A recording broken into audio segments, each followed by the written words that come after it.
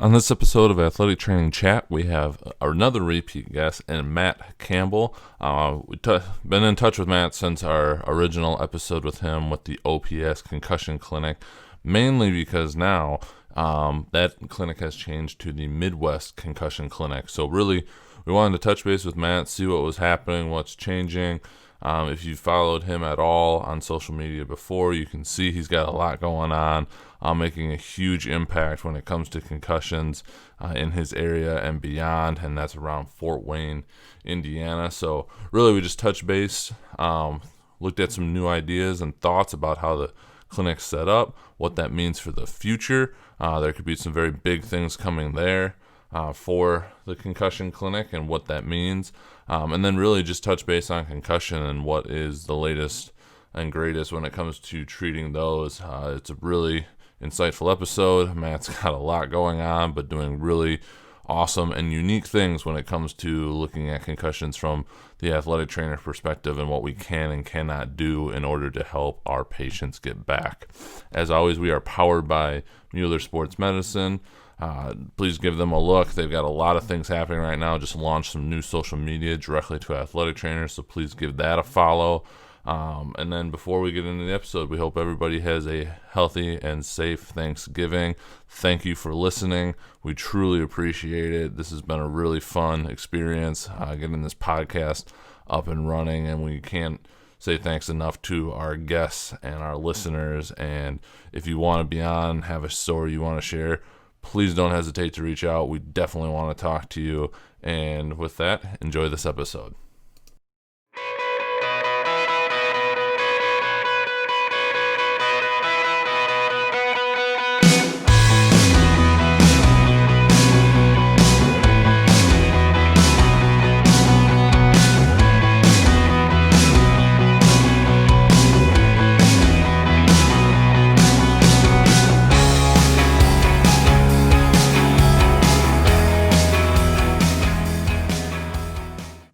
Well, welcome to this episode of Athletic Training Chat. We are on with Matt Campbell, who is now our second repeat guest on the podcast.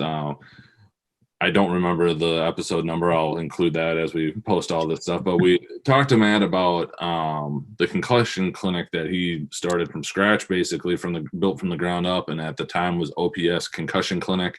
It is now changed to Midwest Concussion Clinic. In that conversation, it was just fascinating, all the things that you're doing, because we're trying to integrate some of that into what we're doing. But the fact you're running it as an athletic trainer, which is obviously what the podcast is about, is awesome, because it shows that the range of things that we can do as a profession. And so really, we're going to catch up, see what's going on with the new changes. We got a couple new topics to talk about and get your opinion on, and we'll go from there. So Perfect. Before I keep rambling, what's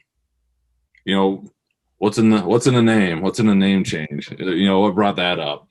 Right. So when we sat down and started looking at it, you start looking at, okay, in our little neck of the woods, there are two major hospital systems. We had OPS, which is where I started originally, which is where the name came from because it's where I started everything. When we started looking, okay, how do you expand?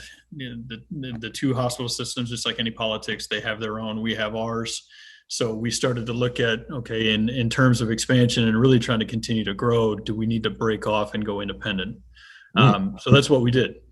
I still had the same medical director. We still partner with physical medicine consultants and Dr. Lazoff as our medical director.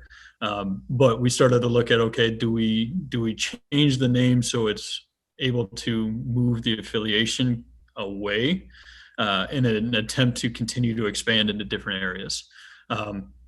The OPS is still one of the main sources of our referrals, and our direct admits are coming mainly from the athletic trainers over at the OPS school. So we still have the affiliation. We still work very well with them, but we are an independent when it comes to trying to get in some of the other doors in the area. We chose the Midwest Concussion Clinic instead of going with something like Fort Wayne Concussion or Summit City Concussion, because we wanted to sit there and look at, okay, expansion-wise, how can we continue to brand and expand as this continues to take off and, we start to branch out of the Fort Wayne area. we start looking at, okay, if I call it the Fort Wayne Concussion Clinic and I'm 2 hours south of Fort Wayne, it's going to be a turnoff on somebody wants to drive 2 hours when in reality we may be down the road from them. It's just the name. Right. So we went with something that was kind of generic in the area. It had a good flow to it. Dr. Lazoff's daughters put our logo together. They're both in marketing and media management. They put the logo together. It looked great. It's simple. It's an easy name. So it really worked out well for us. It was kind of, we sat down during COVID, and that's kind of where, the world shuts down, but it was really a blessing for us. Because when the OPS Concussion Clinic started, it was, hey, I've got this idea. I've been trying to pitch it for 4 years. Got a call on Wednesday that said, hey, on Friday, I need you to come meet your new medical director and your first patient's Monday morning. So it went from not happening to we're starting now. There you go. So it was, hit the ground running. We had 90 patients from September to April. And then COVID shutdown happened, and we could finally sit back and go, okay, let's figure out what we're doing. Is it working? We collect data on everything. I collect everything from, we do our simple reaction time tests, our SCAT5, our VOMs. We monitor heart rate on everybody. We do Buffalo concussion treadmill testing. I do a modified clinical sensory imbalance test. So, I've got data coming out of my ears. And that initial COVID shutdown was like, okay, now let's analyze one. Do we need to make a change to go, away from the affiliation to go independent? And two, let's figure out what we're doing and if it's working. So that was really a good time for us to sit back and pull back. We were able to analyze the data saying, hey, research is telling us this, but anecdotally over those first 90 patients, this is what we're seeing. Do we need to adjust kind of our treatment plans and parameters that have changed?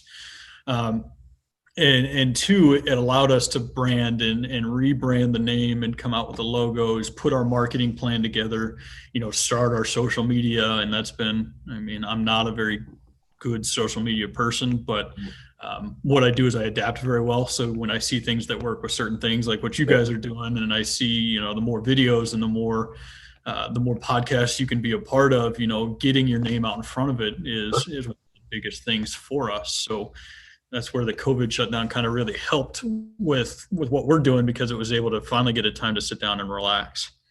Now it wasn't good for business, but nothing was good for anybody at that point. But what a way to utilize your time and maximize it when things are getting ready again. I know I had a bunch of questions, but I just had a couple that just popped up based on what you're saying. First off, so you talk about it like expansion. And I honestly thought about this before this episode, but when you said it, like, are thoughts of like just within your kind of area, so you've got multiple potential clinics within the Fort Wayne or just that general metropolitan area, or like this is probably way down the sky, like franchising basically. Like you set up like, here's how you do it, like we bring you in, we train you up, however you go, and then you start it up. And then I've got a second question on how that actually works in terms of running the business, because I actually just thought about that, like even like locally for us, like it'd be hard because we got when you got the Mayo Clinic an hour away, it's kind of hard to like experts and everything around it because they're right there. Right. Just like that would be a really cool concept, because like that's not something that we have locally, or like we've had something as specific as this. So I'll let you get to that before I ask you the second question. Yeah, for sure. So expansion, obviously, pigs get fed, hogs get slaughtered. So you want to make sure that you're not growing too fast, too quickly. Yep. But for us, we look at, do we expand out of the region? Mm-hmm. Right now, the partnership with PMC has been fantastic, because their clinics are established in terms of, the automation for the phone, getting messages to me. The billing department is all run through the physical medicine consultant side. So when that was going to be my next question, so we'll come back to that one. Yep. So when I have pre-cert problems, or we have billing problems, to have a group that's been doing it for so long, the insurance companies recognize the name PMC, and now we're branching off of that. So it's been easier to get reimbursement and get payments approved. because they're an established provider. They've Sure. been established through all these, private insurance, Medicare, Medicaid forever. Yep. So it makes it easier on our end of things when we're branching off of that we can sit there and say the physical address is the same. The billing comes from the same, even though it's a different name. It's the same providers that you're seeing on the PMC side of things coming in with the Midwest Concussion Clinic. But in terms of expansion, right now, the area that we're in with Fort Wayne, it's kind of unique, right?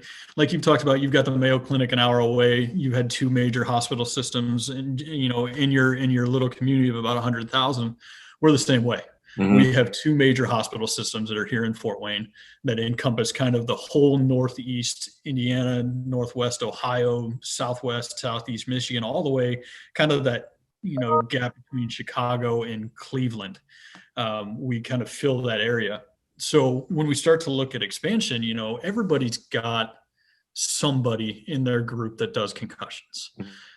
Everybody's got somebody that treats them, somebody that manages them, whether they're a concussion specific physician, sports medicine doctor, physiatrist, or primary care, family medicine, and it's something that everybody's doing now because it's such a big topic. It's such a widespread thing that's becoming more and more documented and diagnosed because we see, the severity of the injury change and the frequency change because we know more about what's going on.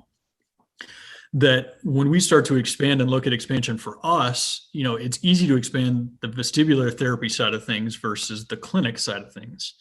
I've reached out to every, pediatrician, family medicine doc that I have in my contacts that I can get to, that doc can get to, and saying, hey, look, we're here. Whether we're here for your initial diagnosis and follow-up, that's completely up to you. But the rehab side of things, to clear yourself liability-wise of just making them sit and wait, or with the emergency departments, just discharging and saying on your 12th page of your packet, hey, you might have a concussion, you should follow up with somebody. Reaching out to those ED departments and your family medicine and primary care providers has been a good source of referral for us, because one, they sit there and say, oh, it's nice to have somebody that I can refer to because my knowledge on concussions is sit and wait. Mm-hmm. And two, it kind of helps clear liability of your emergency departments by saying, hey, we referred them to somebody else. If the concussion, spikes or changes, we now have a new, transition of care and continuity of care that we can deal with. But right now, our farthest patient, I've got people driving an hour and 15 minutes from Northwest.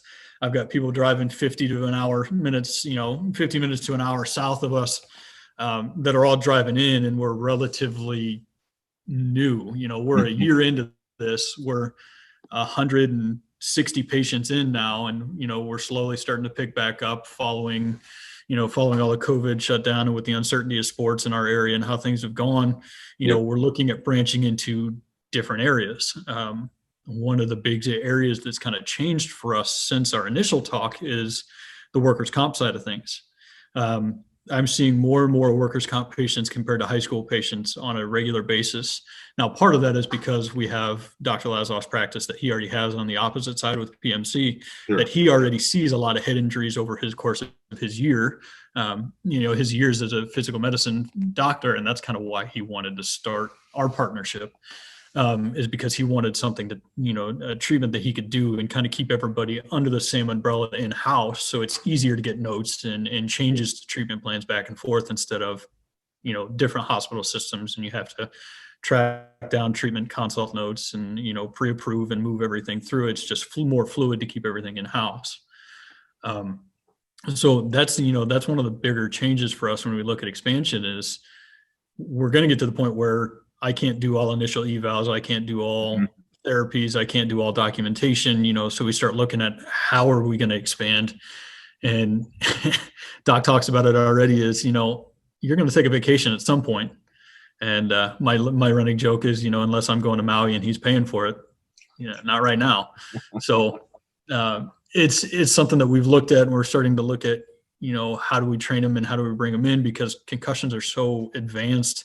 Athletic trainers are great for it, but we got to make sure that the care is up to date and the training is up to date to where, what our specifications are and what we like. Mm-hmm. It's just like any other growth. You want to make sure that you're growing in the right ways and you're making sure you're bringing in the right people. Absolutely. Um, so before we're kind of going on to the other ones, um, only because we were talking about AT Twitter and stuff before we came on, but a topic that has come up that just emerged, and I found a thread I need to read now, is third party billing. Right. It's been, the elephant over everything for quite some Mhm. time. We're making progress in certain areas. Some people are venturing out, going a little bit more cash based. There's some new things people are doing there, which is awesome. Yeah. How is it set up for you? And you referenced it, billing and having the company go through. Are you billing through your MPI number, or are you billing through your doctors, or just, Right. because it's not, 160 patients sounds great, but I have no idea, is that enough to keep the lights on, keep the place running, plus also eventually afford you to take a vacation, type Right. of thing. So I'm Right. just curious as to, how that's set up has gone and is working. Yep. So for us right now, everything's built under Doc's NPI number. Okay. I'm working as a physician's extender. When we do our therapies and when I'm doing my documentation, I'm billing for athletic trainer specific diagnostic codes and the athletic trainer specific CPT codes. Okay. So they are going out as your standard therapeutic exercise, neuromuscular reeducation, manual therapy, physical performance testing. They're all going out as your standard athletic training CPT codes. Gotcha. Where we've, there have been a couple instances on approval versus denial, and it's really just been hung up on the wording of our goals. That's a learning curve for us as athletic trainers. Yeah, we talk about billing. It's touched on. We all want to get third party reimbursement, but I mean, I'm not old, but we're looking at 8 years post graduation, and we touched an organ ad on, hey, third party billing is coming. And Right. still coming. Yeah. I know the thread that you're talking about. It's a pretty good one. It'll give you kind of an onset of, I don't care if I'm called a trainer. I really want to just be paid like a healthcare professional. So for us, the third party reimbursement has been, relatively, I say that because I'm not the one doing it all day, every day, but I'm relatively smooth. Now we've had a couple hangups, we've had the conversations to get pre-certified on certain treatments and get reimbursement for certain treatments it's a lot. And God bless the people that have to do it all day, every day, because it's a lot of sitting there listening and typing. And then it's almost like I can pre-record the answers when they come through. It's okay. We want to talk to the clinician providing the care. Yes, yes, no, yes. And that's it. That's the only talking, but it's a 20-minute conversation. Sure. And it's something that's very difficult.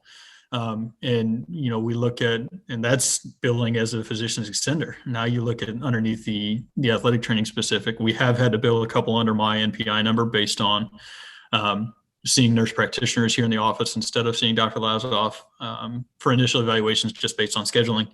We've done a little bit of billing under my NPI number as well. And it's been the same conversations. You call a company and here's the registered NPI number, here's the facility number, here are my goal setting. Have we achieved this goal? Yes, yes, yes, no, yes, and then let's move on.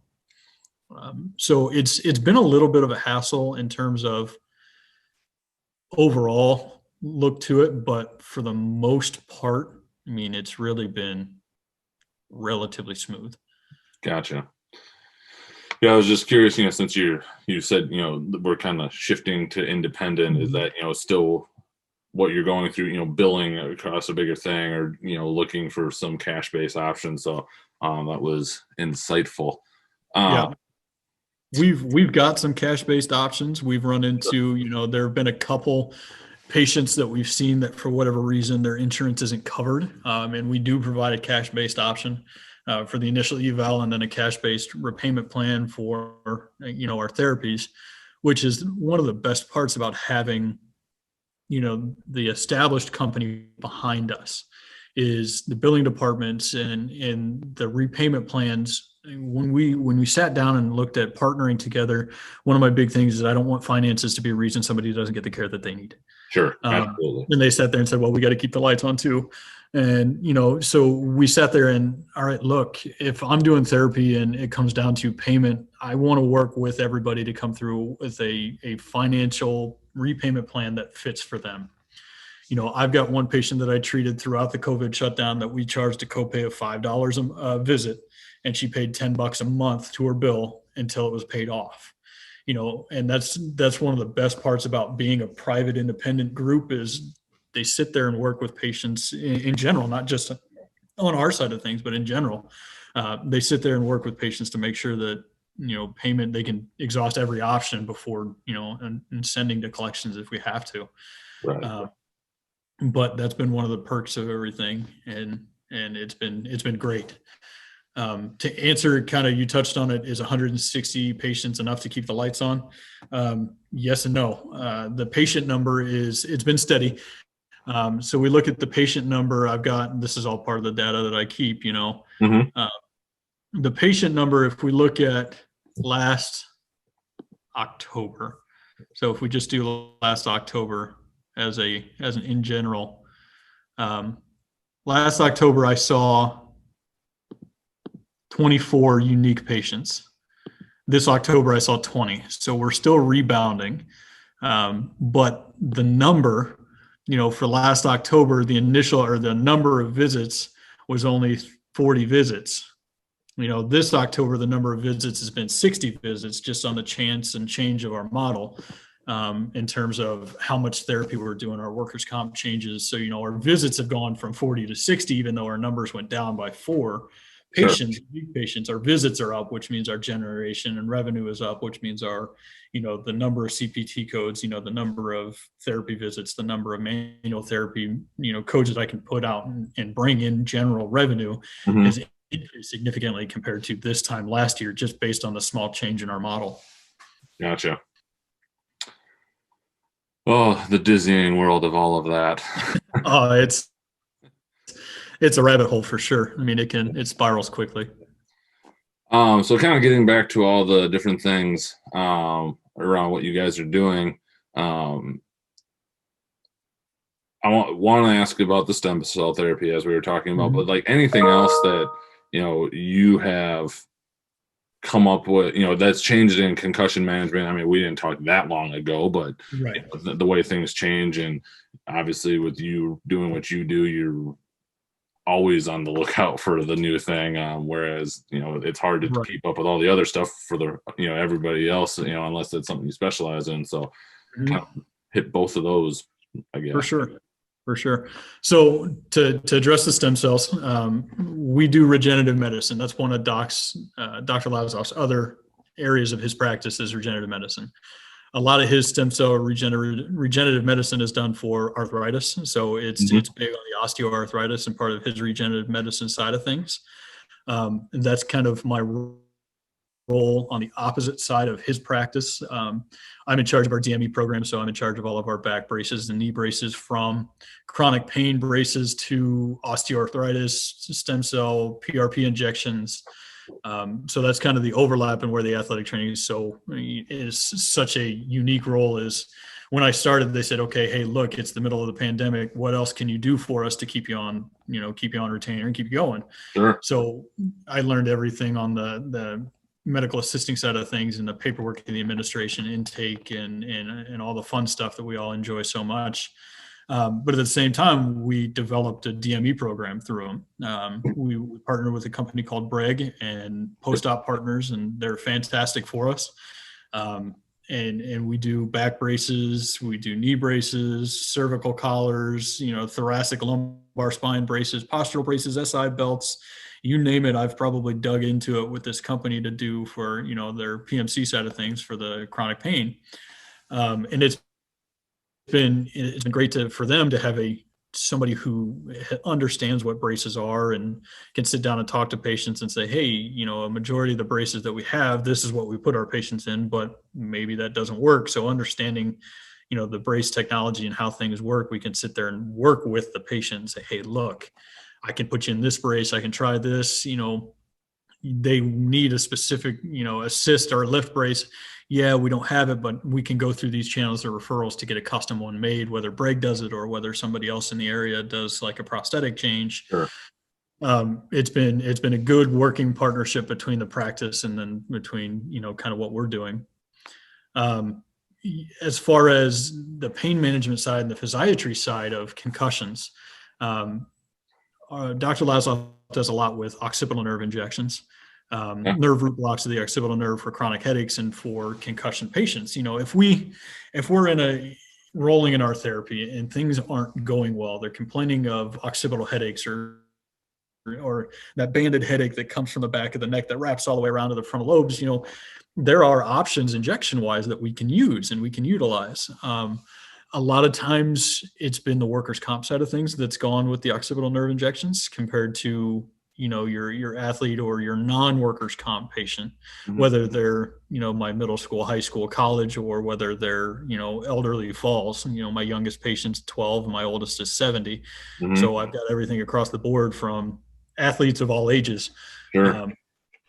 So, it's something that's available to them. It's kind of, I don't want to say it's a last resort, but it's something we try to push with our therapy and kind of that time before we don't jump right to the occipital nerve injection. Right. A couple of reasons. It's really uncomfortable. I can imagine. Number one is it's any needle being stuck in the head is really uncomfortable. Yeah. And two, it's just like any other nerve injection, it'll work for some people. It doesn't work for others. You may get 3 weeks out of it. You may get 3 hours out of it. So it's kind of a hit or miss with, just like with any other nerve injection or nerve root block that you're doing. You hope you get a chance for the nerves to calm down a little bit and the area to calm down. And it's been great, for my side of things on the concussion, clinic side of things. Probably 75% of the occipital nerve injections that I've seen come back through therapy have been beneficial. 75% is a great number. It's 75% gets you in the Hall of Fame of literally every sport out there. But when in terms of healthcare, telling you that, every fourth time it may not work, it's something that we try not to push right away. Sure. I've always wondered, and I've dug into it a little bit. We were doing kind of a pilot study around some nutritional stuff with our student athletes. That's obviously been put on hold because we haven't competed. I think we're like everything else. Yeah, I mean, we hit our sample size. Our goal was 30, and I think we're at 14. It's just kind of dang it, we need one more run, right? Going, but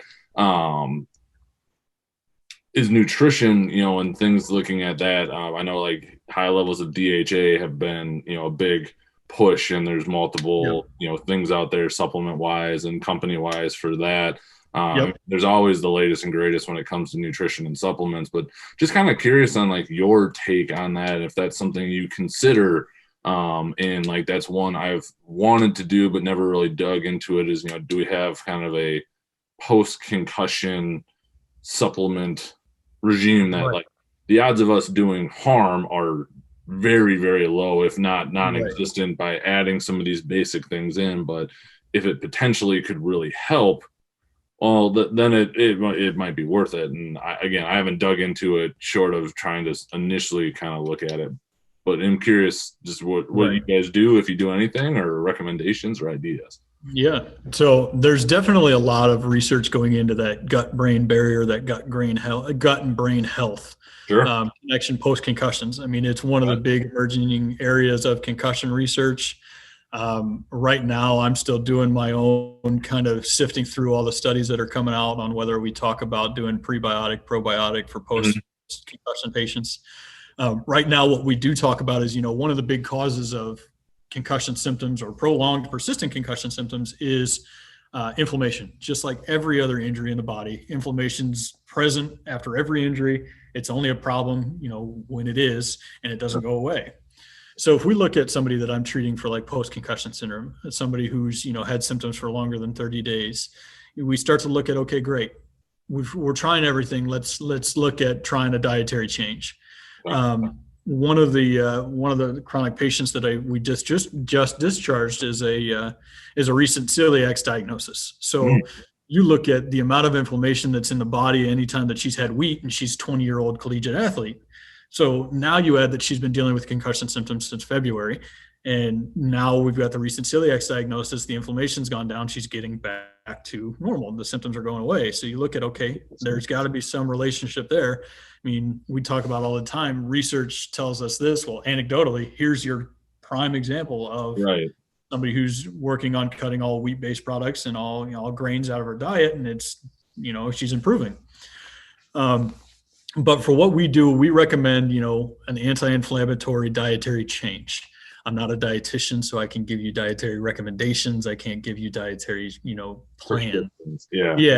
So I recommend that we cut out just our main inflammatory foods, right? So we tell them to avoid their unnatural and processed sugars. We tell them to avoid their trans fats and your alcohols and your artificial sugars, just like most athletes are trying to cut out anyway. Most Americans, we're trying to transition to that anyway. But we sit down and we talk a little bit about, with an anti-inflammatory diet, you have to consistently do it, because every time you slip up. Let's say, I've had a concussion symptom for 6 months and I had a beer at the end of a cookout the other day. Well, that anti-inflammatory diet that we've worked on, or those changes that we've worked on, start over. Now we've got to start over the process. So in the anti-inflammatory diet is something that's, it's difficult to do for people that have never done it before. Right. I'm not a diet person. I can tell you that I eat terrible, and it's a do as I say, not as I do. Rounding out the whole 30, my wife wanted to get on again, and I am so ready for a pizza. My wife's got us doing intermittent fasting, and we talked about it off. I eat every 2 hours, and this is, it's been rough. But solidarity, we're in it together. It's been great. It makes you feel better, but at the same time, driving to work, my 45-minute drive where I used to eat breakfast, is like, oh man. It takes a little getting used to. Hours to go. Yeah. No, but going back to our dietary changes and everything, we start to look at, hydration is such a big play that gets overlooked in everything. I posted an Instagram picture of my daughter trying to drink out of the hose the other day, as just a funny reminder that water, we do everything with water. Water does, every cellular function we have is done with water. So if you've got a brain that's been repairing itself over the course of 6 months, or one of my longest PCS patient that I'm treating right now is last injury was 2010. The brain's been trying to repair itself for 10 years. We need to make sure that we're doing everything we can. Obviously, there's something that's not connecting. We need to make sure that we're exhausting all options to try to eliminate some of the problems that we have. Now, it's not strict PCS. That's the problem with my 10 years post patient, but she's been working with us for 3 months, and we're getting significant short-term memory improvements. Her balance is changing. Her dizziness is gone, and for the first time in 10 years. And, she starts to look at, I just attribute it to, everybody gets dizzy when they stand up. That's not normal. Even though it's very prevalent in the world that, if I stand up too fast, there's no such thing as standing up too fast. And that's one of the things that you start to branch into the research, and that POTS change, or that, postural orthostatic tachycardia syndrome change, is treatable. I mean, it really is. And a lot of times it's as easy as graded aerobic exercise. You get somebody on a daily exercise routine, and it eliminates and starts to regulate the heart rate. It starts to work with your dysautonomia that you develop as post-concussion syndrome, and it starts to regulate everything back out. And, it's something as easy as, hey, I know right away you're not going to feel very good when you start an aerobic exercise routine post-concussion, but if we're able to build through it and work through graded aerobic therapy, why not, try to get something to go. A lot of times with our chronic concussion patients, our workers' comp, it's, we've tried everything else. Let's do this. I'm now at you because we've tried everything else and it hasn't worked, which is another problem with the healthcare system. But, it's something we fight with and something we work through, but it's something that everybody, by the time they get to where we're at with our post-concussion syndrome, they've tried everything else. They've written it off as, this is normal. This is how I work with. So we look at every aspect, not just vestibular impairments. We look at, one of the big pushes that I talk about is the psychological side effects of concussions. from taking an athlete away from their sport to now you've got your, we talked about often, offline, the graduation for the teacher that we just had. Right now in my workers' comp side of things, I'm treating 4 teachers. And teachers are the best people to treat in terms of any long-term illness, because teachers want to get better. Teachers want to get back to work. Teachers want to be back in the classroom. They want to get back to being there for their kids, and to a fault, their kids come before their own health. Right.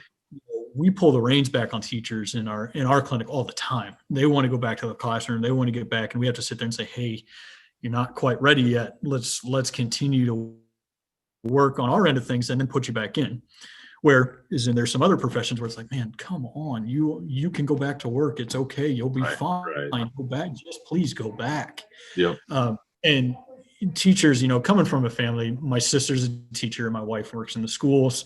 I spend a lot of time around teachers in general, and they're some of the most selfless people. It's kind of like athletic trainers, to a fault. Everybody else's health and everybody else's satisfaction and happiness comes before ours, which is something as a profession, we talked about AT Twitter. It's something that significantly needs to change quickly, that we start to take care of ourselves.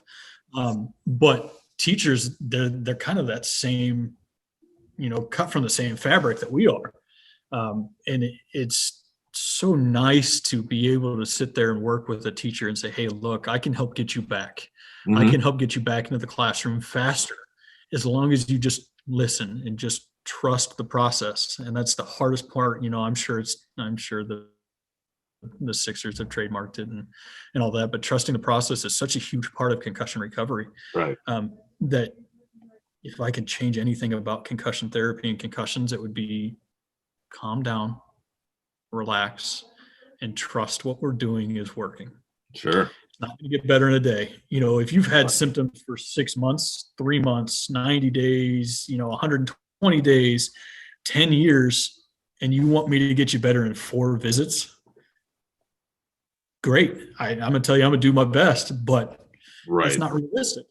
When we sit there and we sit down with a new workers' comp patient, we say 8 weeks is kind of the timeline that we're looking at. 16 visits over the course of 8 weeks. Workers' comp, and some nurse case managers say, great, we're going to trust what you're doing because it's proven to work. And there are others that are like, okay, we're going to go somewhere else. And then you get a referral or a treatment note from another vestibular therapy clinic that said, okay, these goals that we set are going to take 12 weeks to recover. And you just kind of sit there and go, 8 weeks, 12 weeks. Weird. What's another 8 visits, that you're going to have to pay for. Right. Right. But, it's part of it. Everybody wants that instant gratification. You're an instant gratification society. The brain does what it wants to do on its time. My job is to help the brain do what it wants to do. That's a great point. And I've brought that up with many an athlete. Think how many reps you did, especially for chronic injuries, to have this happen. Right. How am I supposed to go and get rid of that in a day? And if I could, I'd be getting paid a lot of money to be somewhere else. Exactly. I would be getting paid millions of dollars by the government if I could sit there and tell you that, this ACL that you tore, I can get you better Thursday. Yeah. It's not realistic. And the hardest part of your social media generation, your internet generation, where all of the information is at our fingertips and I can get now you look at, okay, hey, this recovery process is going to take 8 weeks. They look at you and go, yeah, that's not going to happen. Yep. How can I get back to work in 2?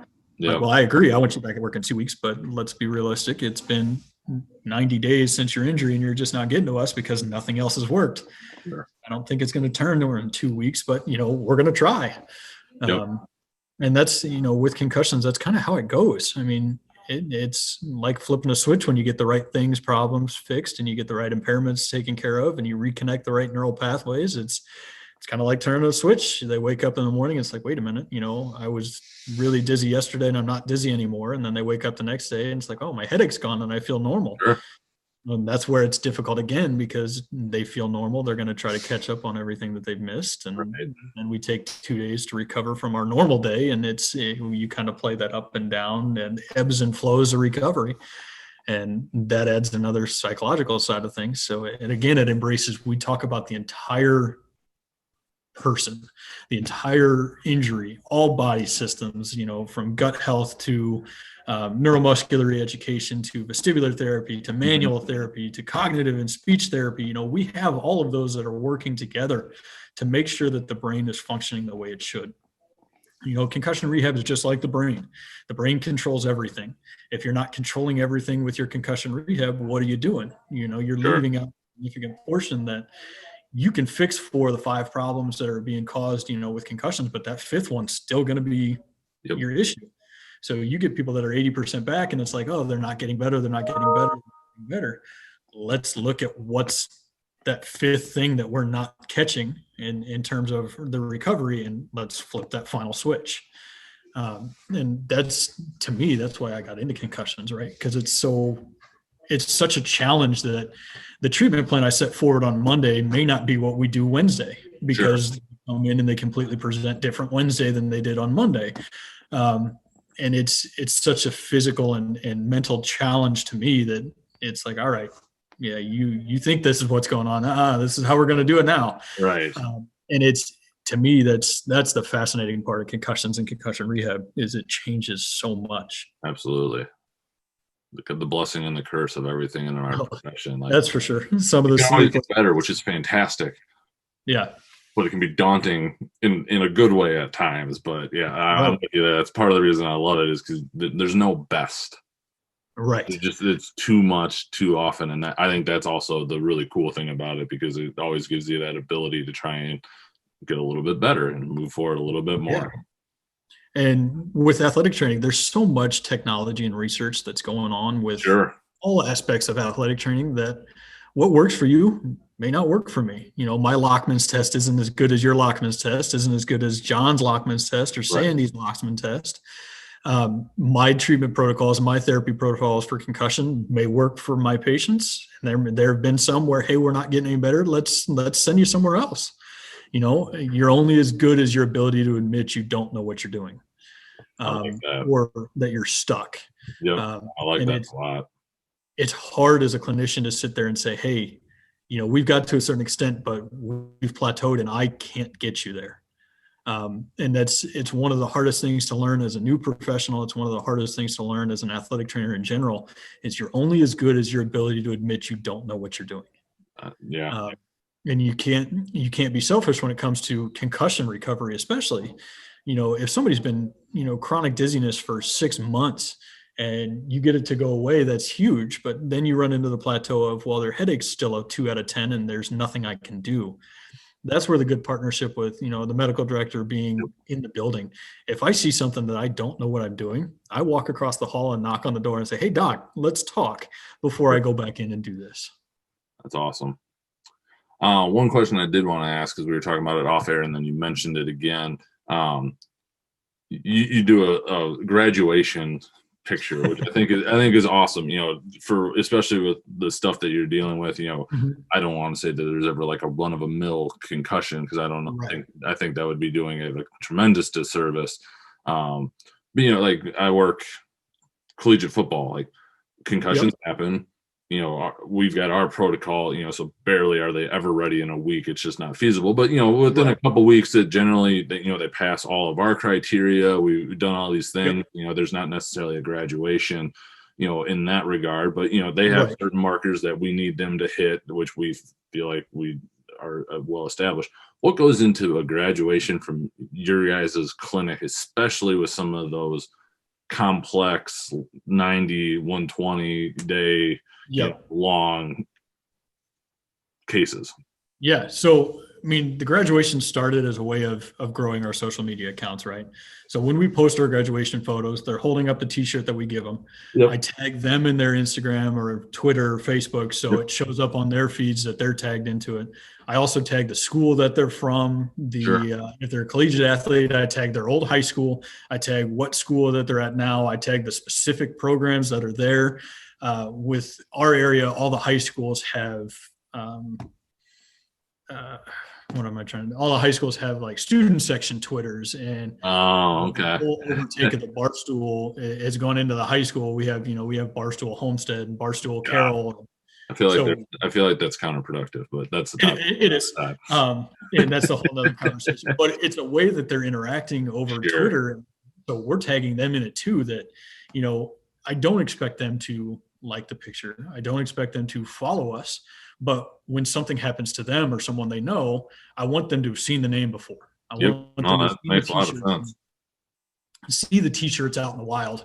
Yeah. It's our easy way of a good ROI on our marketing department is I take a picture of you holding a t-shirt. We joke around that the masks, it's, I'm social distanced. If you want to wear a mask and you don't want people to really know who it is, great, wear a mask. We're far enough apart that when I take the picture that we're 6 feet apart. If you want to take your mask off for the 12 seconds to take the picture, take it off. Great. People want to see you. Sure. Fantastic. We posted a picture of a high school lineman who had the best mask that I have ever seen.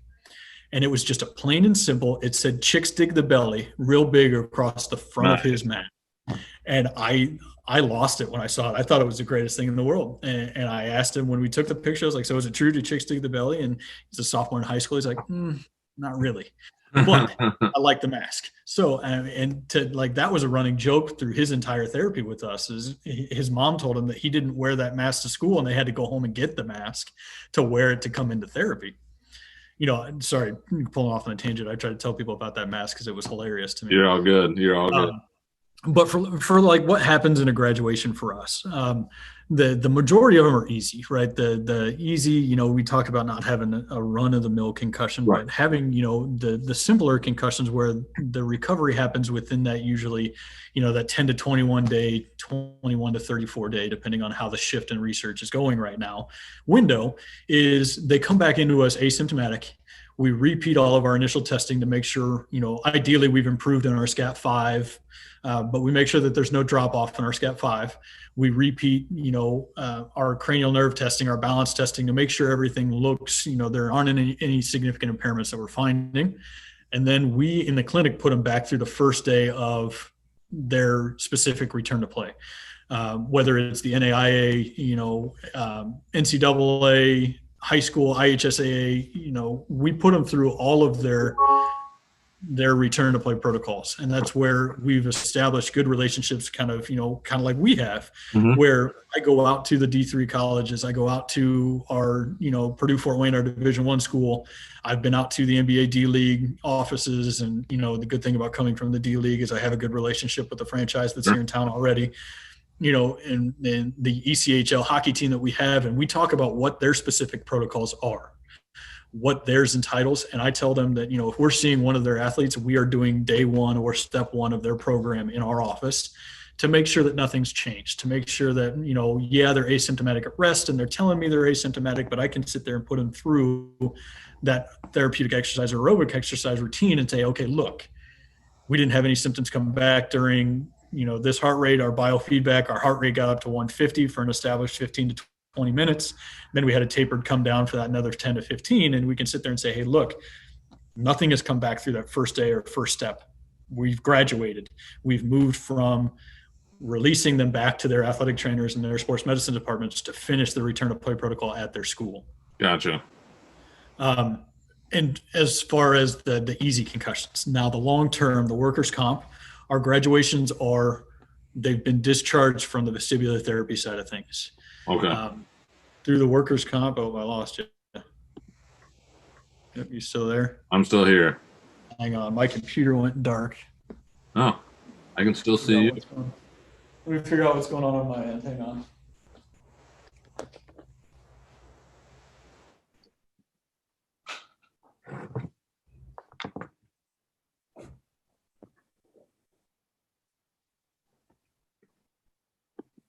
There we go.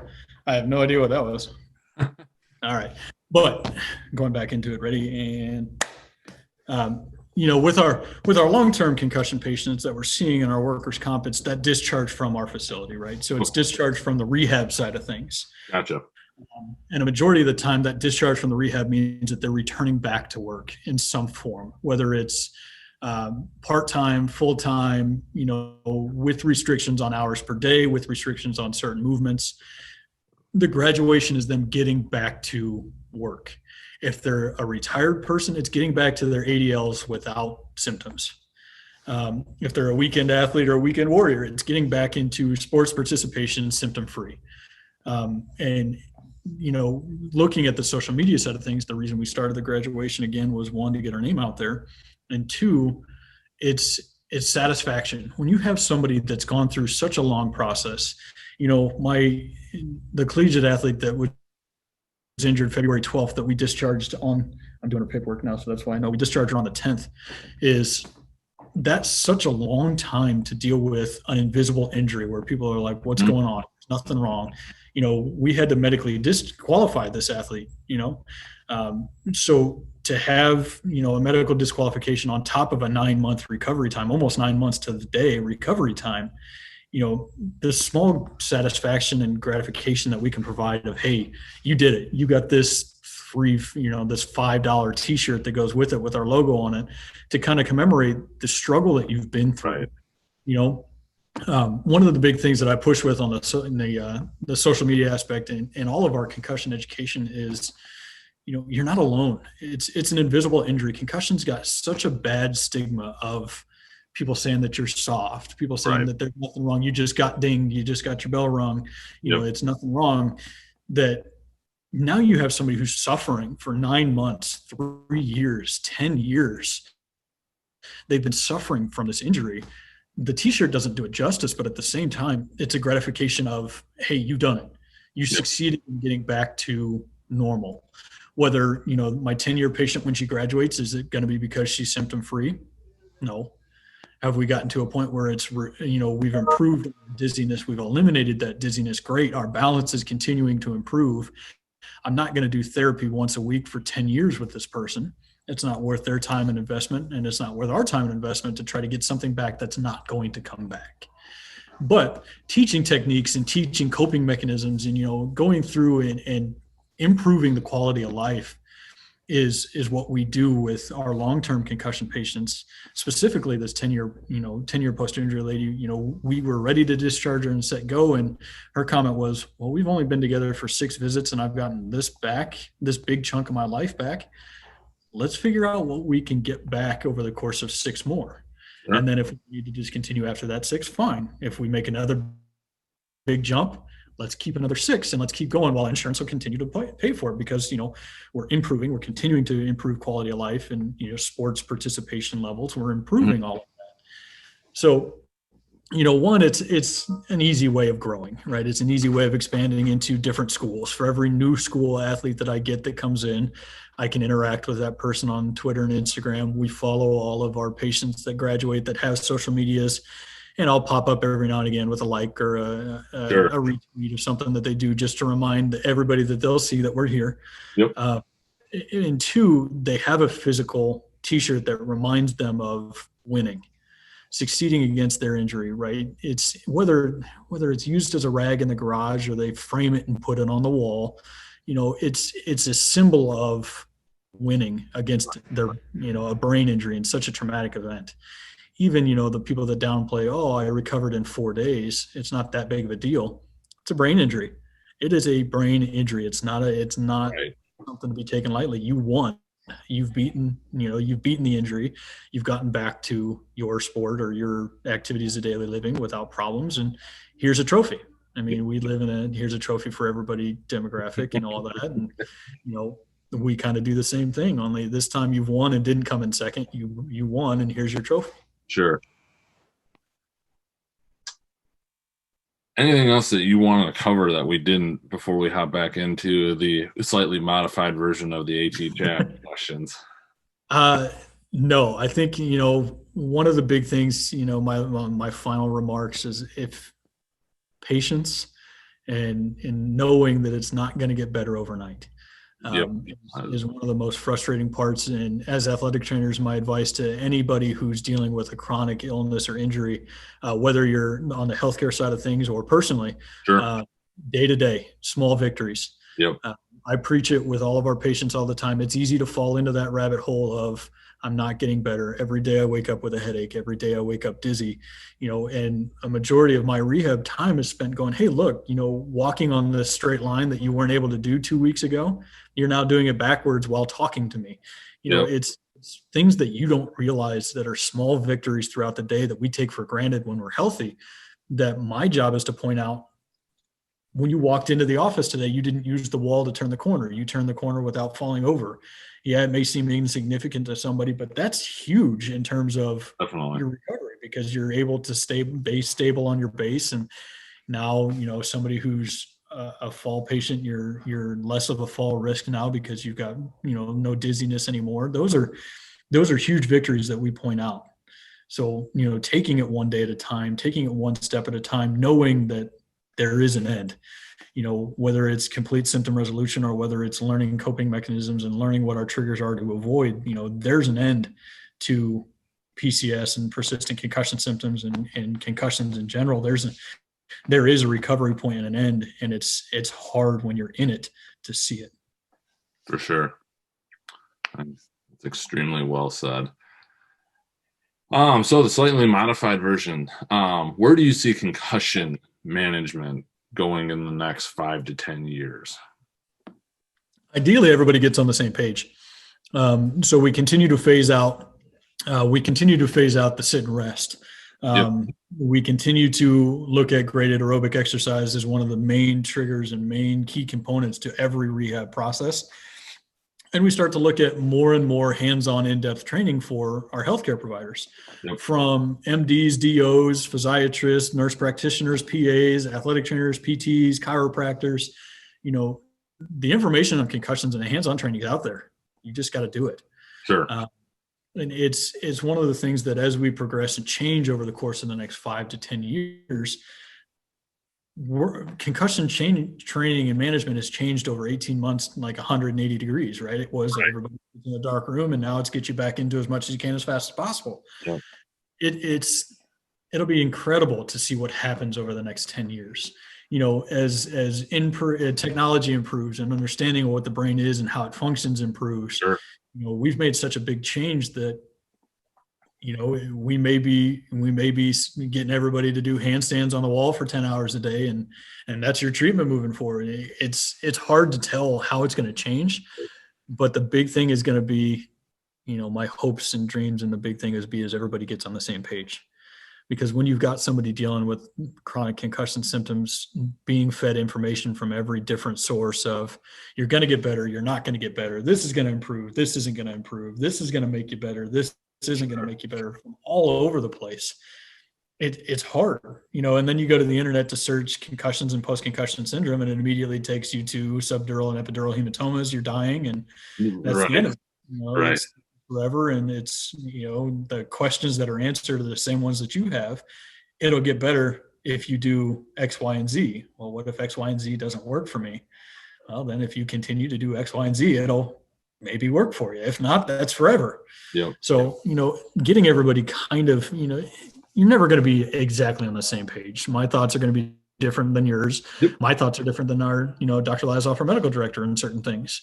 And that's what makes healthcare so fascinating, is if it's not working for you, find something different. Definitely. What advice would you go back and give yourself before starting this? You mentioned earlier, it was a 4-year process, and then it was just kind of like go. Right. But if you could go back, and if you could just place this exactly where you would go back to, and just what you would tell yourself, that would be. Yes. So this is something that I've thought a lot about since you sent me that concussion, or since you sent me our paper, our little link for the chat, is what could I tell myself? And I sat there and started putting a list together, and it's like, man, there's a lot that I wish I'd have known back then. And it all kind of comes back to that patience side of things. You want to be the reason that people get back to work faster. You want to be the reason that people are getting back to their activities of daily living or being asymptomatic faster than everybody else. It's a good marketing tool. If I can tell you that, the average national recovery for workers' comp injuries is 90 days. For head injuries, for us is 54 days. Great. That's a great marketing tool. But what happens when somebody gets to 98 days? Right. Patience. is, you're doing what's right, making sure that you're continuing to look at the treatment as a whole. Don't get stuck on one thing that's bothering you. Don't get stuck on one impairment and saying, well, why isn't this getting better? It's a puzzle. This piece may not go together and may not get better until you fix this piece over here that you've neglected. So being patient, looking at the injury as a whole and not getting hung up on, we did this therapy and they're worse tomorrow. Okay, now I got to rethink my whole treatment plan. Process. Trust the process. Trust the training. Trust the research that's out there. Make sure that you're explaining to people early on. Our initial evaluation with all the education has changed from what I'm telling people. I talk more about with all of our initial evaluation patients. Hey, look, you are going to hate me today. It's not going to go well. My job is to find out what you can and can't do. You already don't feel good, and I'm going to make you do things that make you feel worse. And that's what the initial evaluation is. You're going to hate me for the initial visits because my job is to put you through, it's not like a rolled ankle where, we strengthen the area around it. But if we have that sharp pain, we back off. Concussion rehab is, if it bothers you, that's what I have to do. And we have to do it in a controlled fashion. But that doesn't mean that early on in your treatment, you're not going to like me. Judge me on how you feel at the end of your recovery and all that. And that's when you can term, whether you like me or not. That's fine. Sure. If you don't like me still, but we're better. Yeah. So just being patient and trusting the process and sitting down and saying, hey, look, we've established a treatment plan. It's not going the way we should. Don't fall in love with that treatment plan. If you hit a wall and things haven't improved over the course of a week to 10 days and we've taken a step back, don't be afraid to reevaluate what's going on. You're the last line of defense for a lot of these concussion patients that are coming in. They've made it to you because the initial rest period didn't work. They've made it back to you because we've hit a certain wall. Now, when you're going through on my therapy or when you're going through what you're doing, don't fall in love with the treatment plan that you set from day one. Just like concussions evolve, we have to evolve with it. And that was one of the hardest things to learn, is not sitting there getting frustrated because, well, research tells me this is what we should do and this should work and you're not getting better. Why are you not getting better? Blow it up and start over. Trust the process, evolve, and move forward. I think you might have answered this one on the first episode, but I wanted to make it more just by talking about it. What is the most influential resource you found when it comes to concussion? We just touched on that in that one. I can't remember with it, but I'm guessing I know. I'll reiterate it again. Complete concussion management out of Toronto has been great. There are a couple new ones that I've developed here. Molly Parker I think we talked about her a little bit, but Molly Parker is a physical therapist. What she's doing in terms of advocating for the brain injured patients is unreal. She's partnering with her PT that's treating her, traumatic brain injury that she sustained. And not only is she giving you a live look at the medical side of things, she's living what she's doing. So she's showing you the ups and the downs of dealing with traumatic brain injuries, and she's showing you a look into her treatment plan and what's going for her. And they've established this huge network it's called Concussion Compass, where they sit there with, social media, and they've developed a community of brain injuries, whether they're concussions, post-concussion syndrome, to your subarachnoid and subdural hematomas and hemorrhages. And they've developed, a huge community of support, getting everybody together and having somebody of chronic illness that you can bounce things back and forth off of. But two, exercises and things to think about and things to try when you're in your recovery process that's been, invaluable.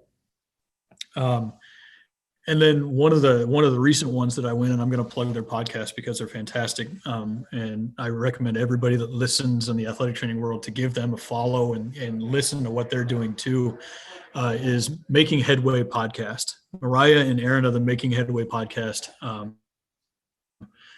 they're both dealing with traumatic brain injuries themselves. And that's kind of why their podcast started, is they sat and went, okay, this is what we didn't know when we started our injuries.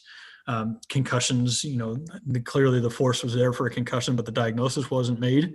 And when we sit down and talk about the interview, they say, oh yeah, well, that was also a secondary, diagnosis that I had. Sure. Now when you're diagnosed with a subarachnoid hemorrhage, the last thing that they're dealing with or to worry about is your post-concussion syndrome. They're worried about, a third of the patients don't make it. So, you start looking at the severity of the injury, and concussions get kind of thrown to the back burner. But again, they're two brain injury patients that are living and trying to provide information that they wish they had from the initial time frame. They'd be somebody maybe interesting to talk to them too. I know it's not really athletic training related, but they are from the patient advocacy side.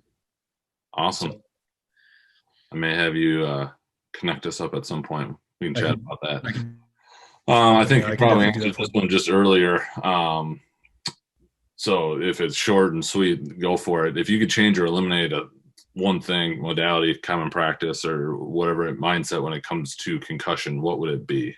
The stigma and negativity following concussions. It is a brain injury. Okay. It's not a head injury. It's a brain injury, right?